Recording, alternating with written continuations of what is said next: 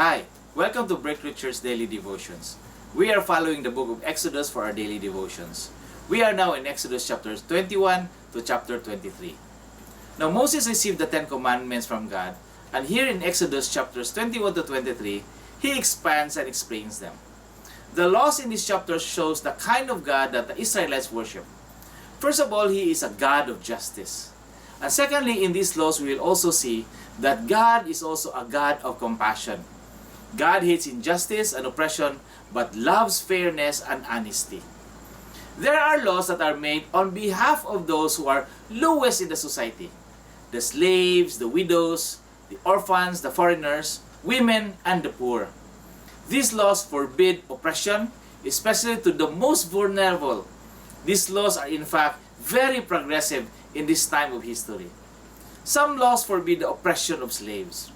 Even though slaves are sometimes considered properties, God gave laws that forbids oppressing them or treating them inhumanely.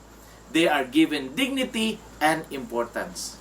For example, in Exodus chapter 21 verse 2 to 3, it says, "If you buy a Hebrew servant, he is to serve you for 6 years. But on the 7th year, he shall go free without paying anything. If he comes alone, he is to go free alone.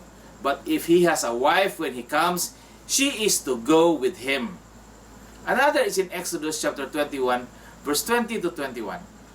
"Anyone who beats their male or female slave with a rod must be punished if the slave dies as a direct result. But they are not to be punished if the slave recovers after a day or two, since the slave is their property."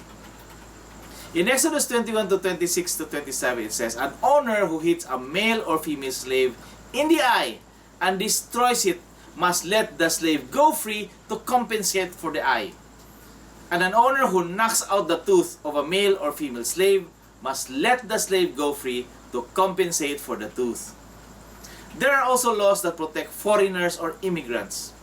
Sometimes foreigners do not get protection from the place they immigrated since they are not citizens of the place. In Exodus chapter 23 verse 9, it says, "Do not oppress a foreigner. You yourselves know how it feels to be foreigners, because you were foreigners in Egypt."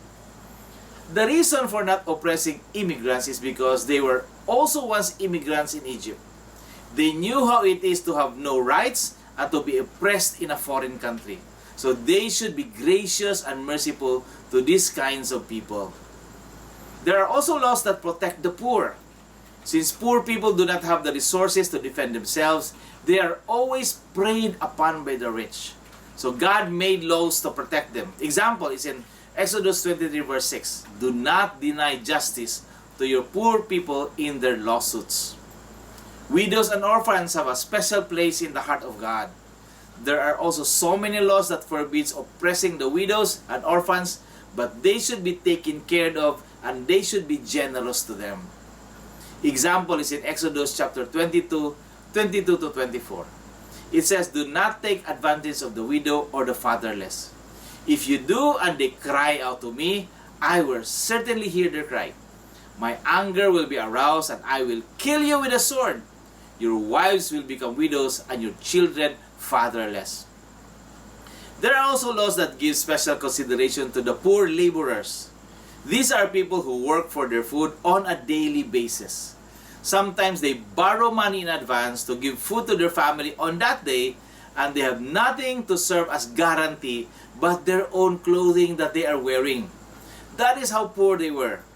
So in Exodus chapter 23, 26 to 27, it says, "If you take your neighbor's cloak as a pledge, return it by sunset, because the cloak is the only covering your neighbor has.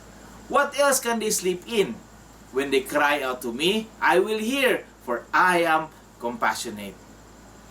Even the laws of the observance of the Sabbath are built upon consideration to the poor and the vulnerable.